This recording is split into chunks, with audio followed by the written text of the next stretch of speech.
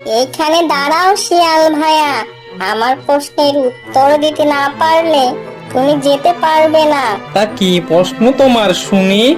আমি যেভাবেই হোক সে প্রশ্নের উত্তর দিয়ে যুবরাজকে আমাদের দেশে ফিরিয়ে নিয়ে যাব।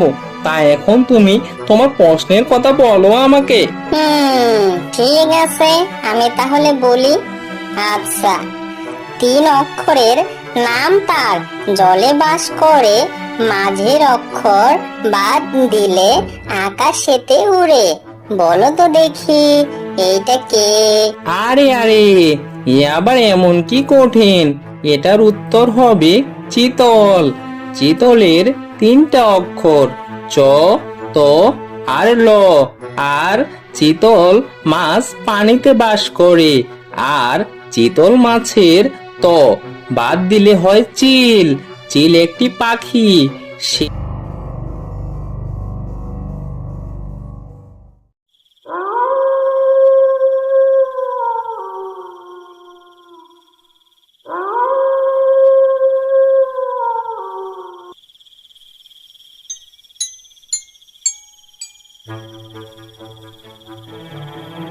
ও মা, তুমি কে?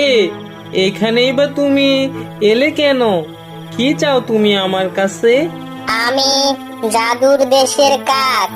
আমার চেহারা তো দেখতেই পারতেছো তুমি। আমার দেশের সবকিছু অনেক সুন্দর। আর আমার দেশে অনেক সোনা দানা মুক্ত মাণিক্য আছে। তুমি চাইলে অনেকগুলো সোনা মুক্ত মাণিক্য নিয়ে আসতে পারো। যাবে আমার সাথে? ও মা, তাই? আমি যাব তোমার সাথে। তুমি আমাকে নিয়ে চলো তোমার সাথে। হ্যাঁ, তা নিয়ে যেতে পারি, কিন্তু একটা কথা তোমার জানা দরকার। এরপরেও যদি তুমি যেতে চাও তাহলে আমি তোমাকে নিয়ে যাব। শোনো তাহলে আমার কথাটা। এই দেশে তুমি একা যেতে পারবে, কিন্তু একা ফিরে আসতে পারবে না। তোমার দেশের বুদ্ধিমান কেউ যদি তোমাকে ফিরিয়ে নিয়ে যেতে পারে, তবেই তুমি সেই দেশ থেকে ফিরতে পারবা। এখন কি তুমি যেতে চাও সেখানে? আমি তোমার কথায় রাজি। আমি যাব তোমার সাথে। আমি তোমাদের সুন্দর দেশটা দেখতে চাই। কেউ যদি আমাকে ফিরিয়ে নাও নিয়ে আসে, তারপরও আমি তোমাদের ওই সুন্দর দেশে থাকবো। তা ভালো কথা। তা এসব কথা তুমি কি ভেবে বলতেছো, নাকি এমনিতেই বলতেছো? হ্যাঁ হ্যাঁ, আমি তো ভেবেই বলতেছি সবকিছু। আমাকে তুমি নিয়ে চলো। আমি তোমাদের ওই সুন্দর দেশটা দেখতে চাই। তাড়াতাড়ি নিয়ে চলো। আচ্ছা, ঠিক আছে, চলো তাহলে। আমি তোমার বাবাকে স্বপ্নে সব কথা বলে দিব। তিনি যেন তোমাকে খুব তাড়াতাড়ি উদ্ধার করার চেষ্টা করেন।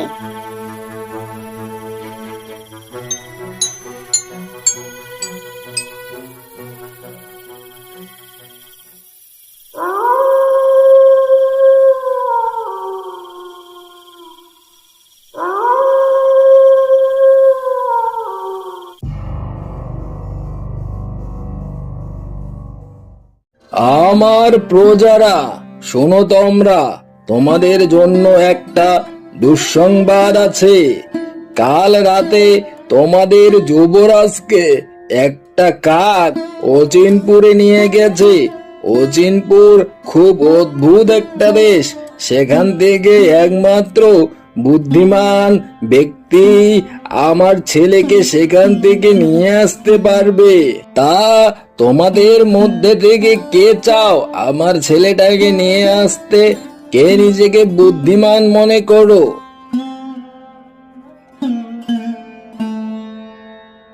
কি হলো, কেউ কথা বলতেছো না কেন? আমার রাজ্যে কি বুদ্ধিমান কেউ নেই যে আমার ছেলেকে রক্ষা করতে পারবে? আসি মহারাজ, আমি যাব যুবরাজকে নিয়ে আসতে।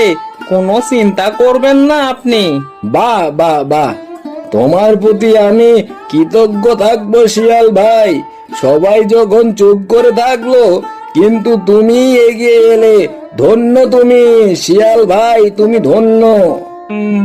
মহারাজ, এটা তো আমার কর্তব্য। আমি যে কোনো মূল্যে যুবরাজকে ফিরিয়ে নিয়ে আনবই।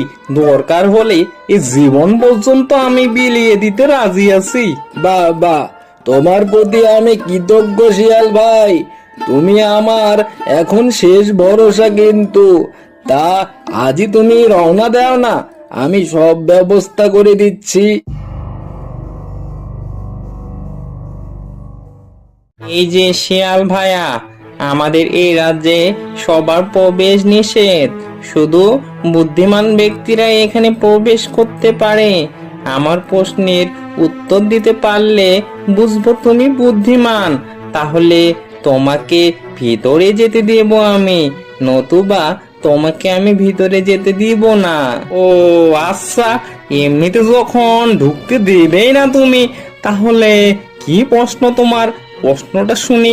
আচ্ছা শিয়াল ভাইয়া, বলো তো, এমন একটা দেশ আছে যে দেশে আকাশ নাই, আবার সেই দেশে পানিও নাই, কিন্তু সেটা একটা দেশ।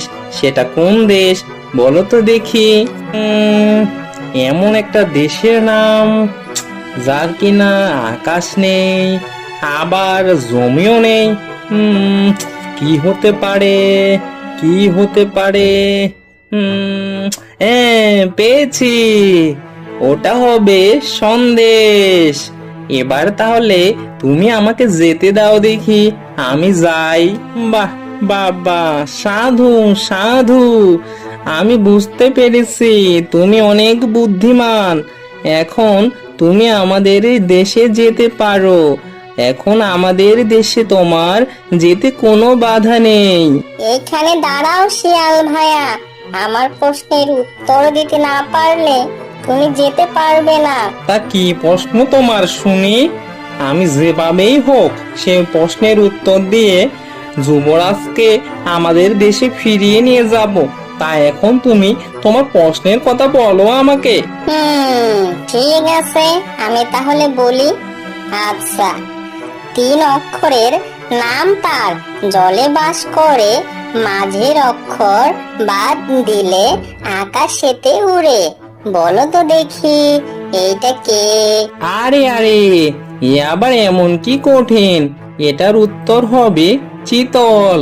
চিতলের 3টা অক্ষর, চ, ত আর ল। আর চিতল মাছ পানিতে বাস করে। আর চিতল মাছের ত বাদ দিলে হয় চিল। চিল একটি পাখি, সে আকাশে উড়ে। সাধু সাধু, তুমি সত্যি অনেক বুদ্ধিমান। এবার তুমি তোমার রাজকুমারের কাছে যেতে পারো।